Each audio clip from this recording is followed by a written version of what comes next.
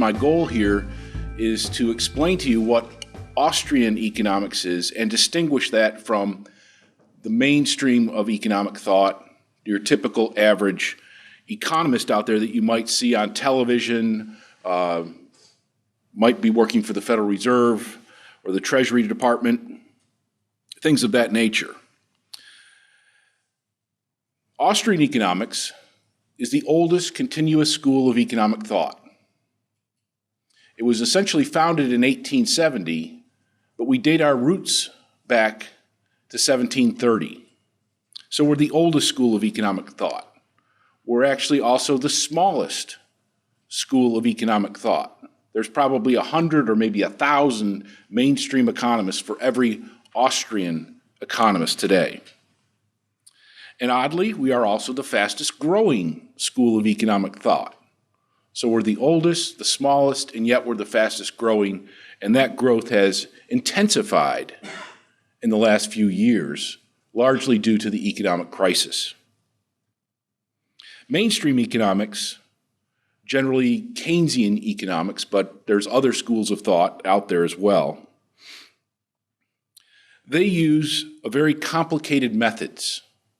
They use elaborate mathematical modeling, supercomputers, laboratory rats, all sorts of things to try to predict the future of the economy. That's their goal, is prediction, and they're willing to use anything and go to any expense to come up with accurate predictions, even using unrealistic models about human behavior.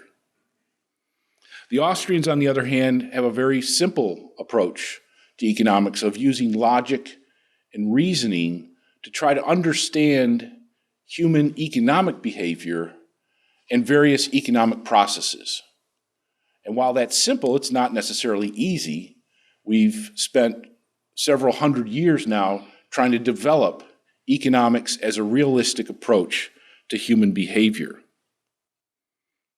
And so what I'm going to do is look at about a half a dozen different aspects of our approaches to economics, our various views on economics, to try to distinguish the Austrians from mainstream economists. And this is very important for me in particular because economists in public opinion polls actually rank lower than the US Congress. Okay, so we've got a reputation to build here. Let's look at the basic differences between success and failure in terms of economics and economies.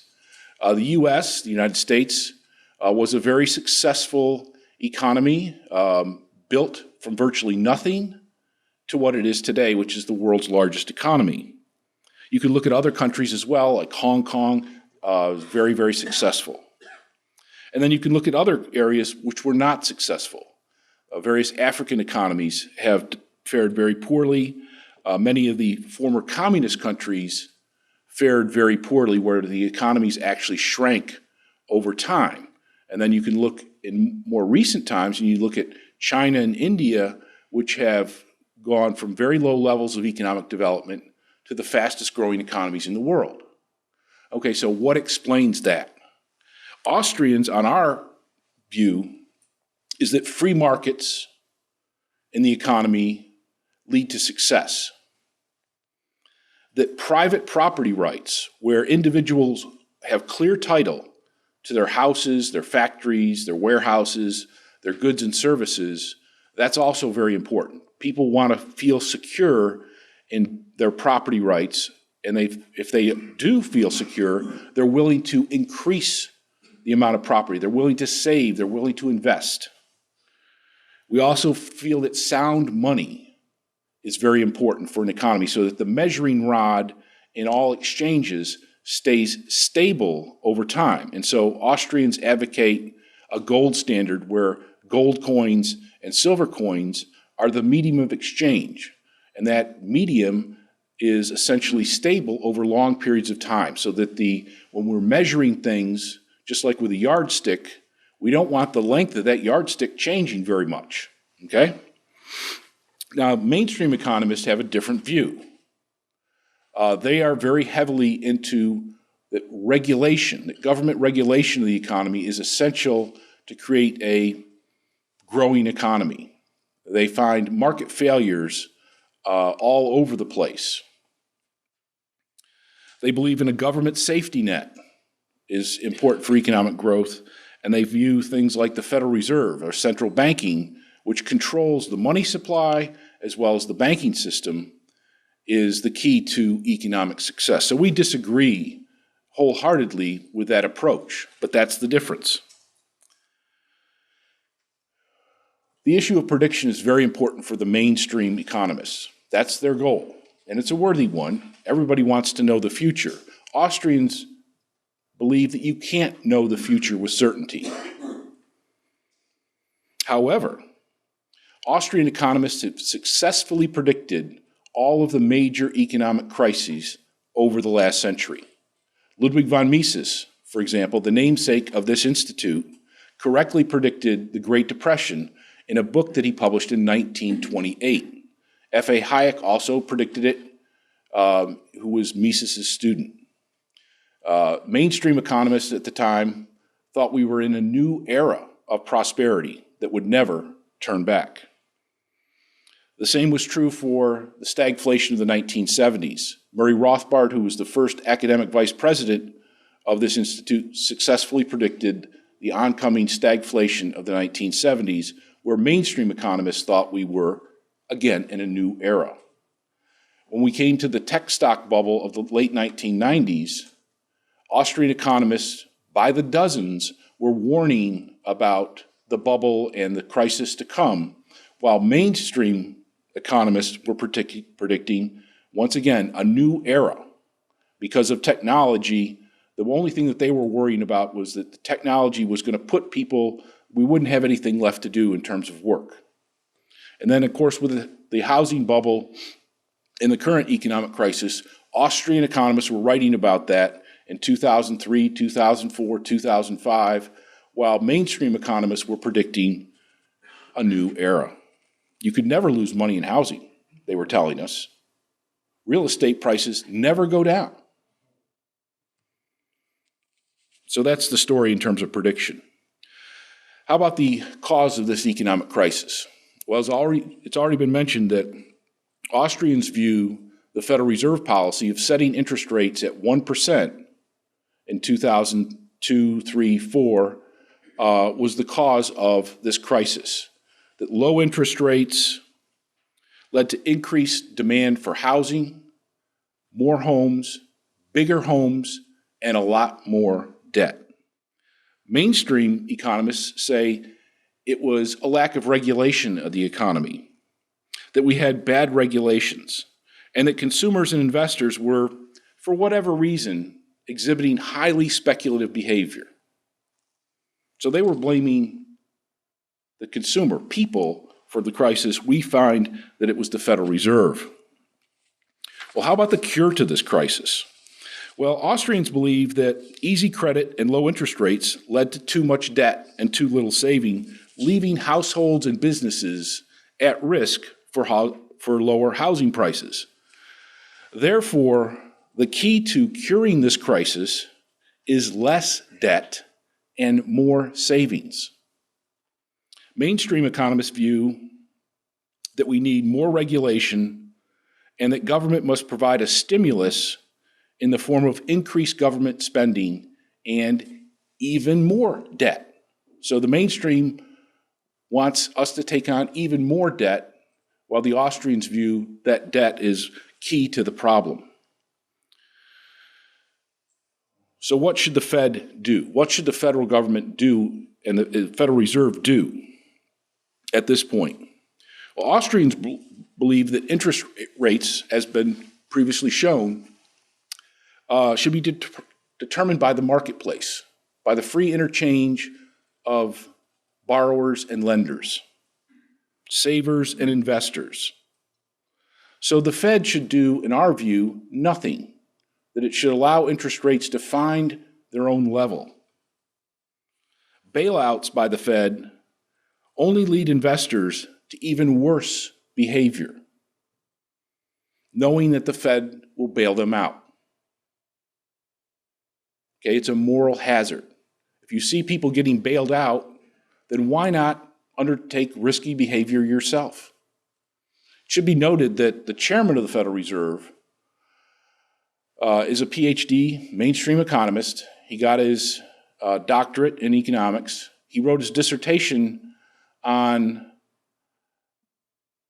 the Great Depression, where he found that the Great Depression was caused by the failure of the Federal Reserve, their failure to bail out the banks. So in terms of bailing out banks, Mr. Bernanke literally wrote the book.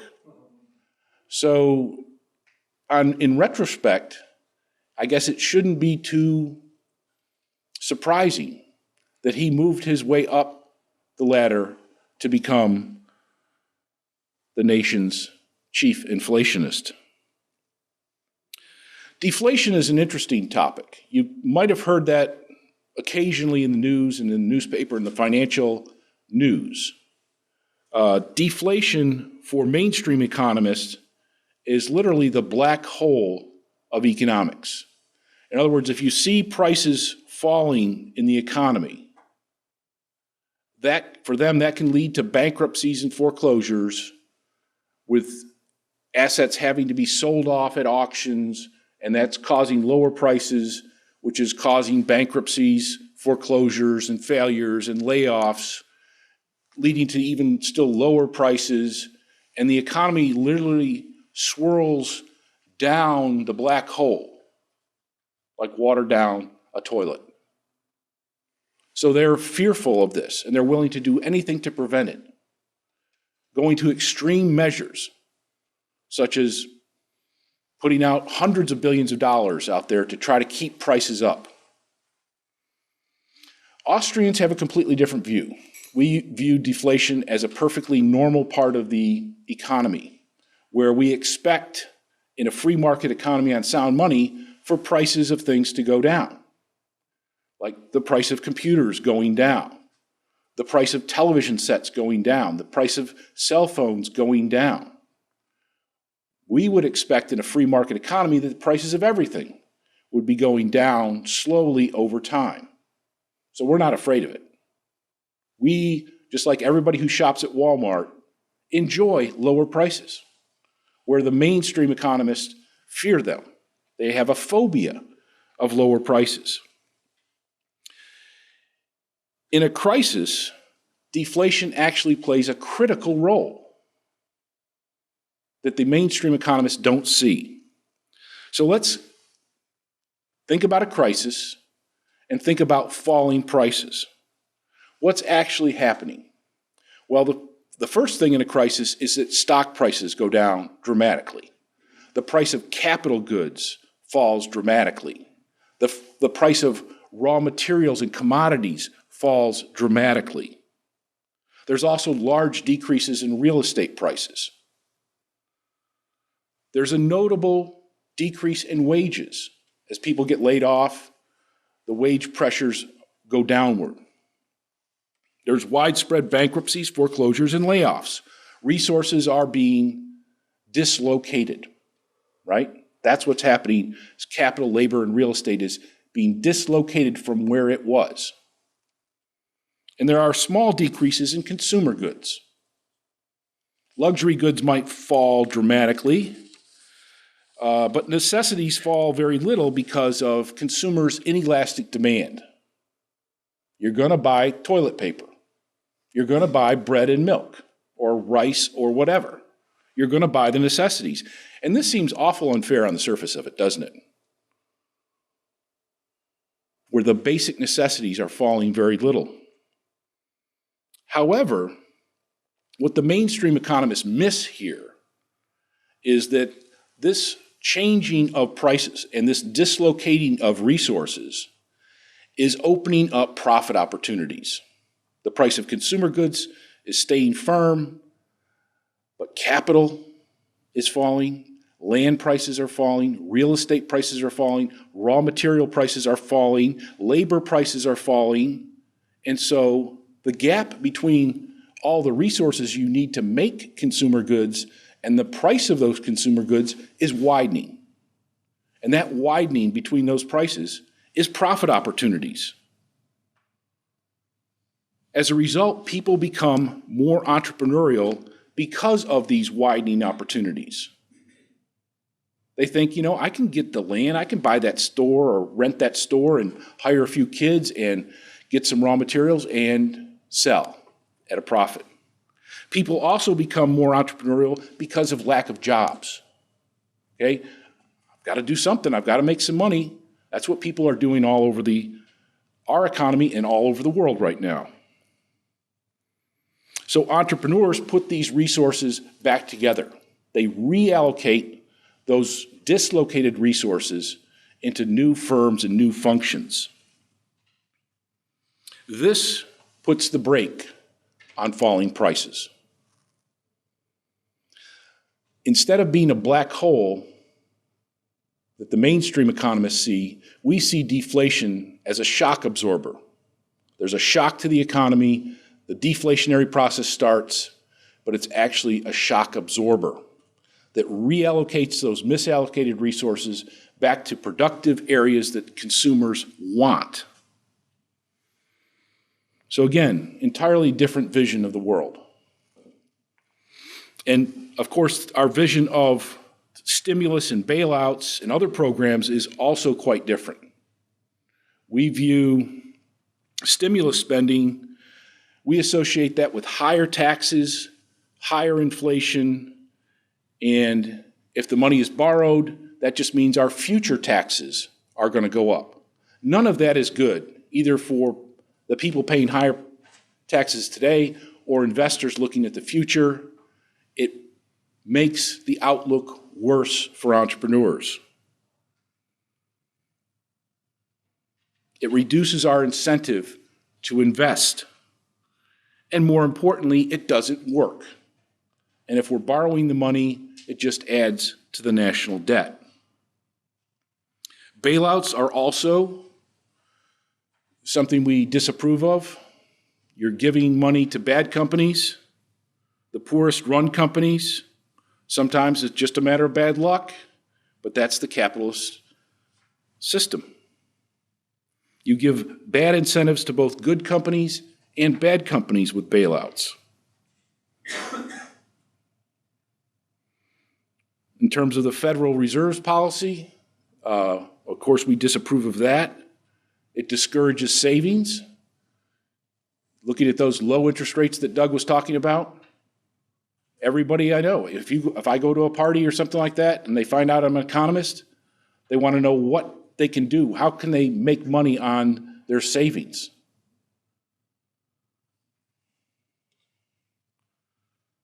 You know, what if I say, oh, well, just find the riskiest possible thing you can do and put your money in that. You might earn a few percentage points of interest over inflation. There's really nothing you can do. So it discourages savings, it discourages lending to households and businesses, and it devalues the dollar at the same time. Finally, cash for clunkers and the first-time home buyer credit. Well, as Doug said, you know, those policies distort markets. They waste resources. I mean, they're kind of silly in a way. But they are also a good illustration of what I was talking about with deflation. The first-time homebuyer credit basically said, if you buy a house, and this is your first house, you're going to get a $7,000 deduction off of your taxes, so that in effect, the house, the price you're paying for that house is actually being reduced by $7,000.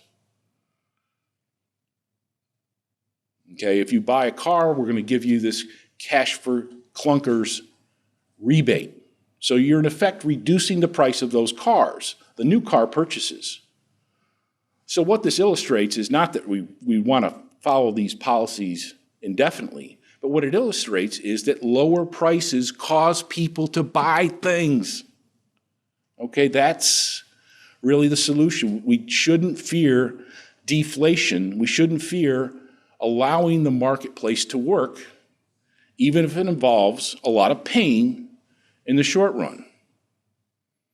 It's my feeling and my conclusion that if we had allowed the crisis to take its natural course, we would already be viewing it as an historical phenomenon, not a current phenomenon, that it essentially would be over and we would be on to progress and the future. So in conclusion, there is a great deal of difference between Austrian economics and mainstream economics. We've had a lot of success in predicting these crisis events and understanding the events as they unfold and how do we go about curing such events. Thank you very much.